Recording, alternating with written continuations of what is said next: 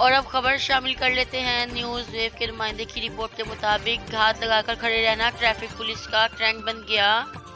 Main road छोड़कर अंदरूने सड़क पर 4 से 6 अफसरान व एहलकार घात लगाए खड़े रहते हैं। सुबह सवेरे नौकरी पर जाने वाले मोटरसाइकिल सवार शहरियों को तंग करना मामूल बन गया। ट्रैफिक एहलकारों ने शहरियों पर तशद्दुद शुरू करके जिंदगी अजीरन कर दी है।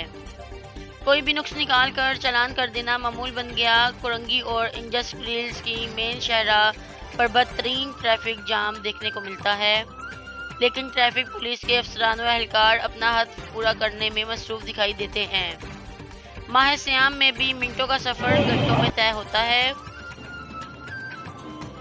ट्रैफिक पुलिस ट्रैफिक की रवानी को बरकरार रखने में मुकम्मल नाकाम दिखाई देती है। नई तैनाती होने वाले आईजी सिंध और डीआईजी ट्रैफिक नोटिस लें।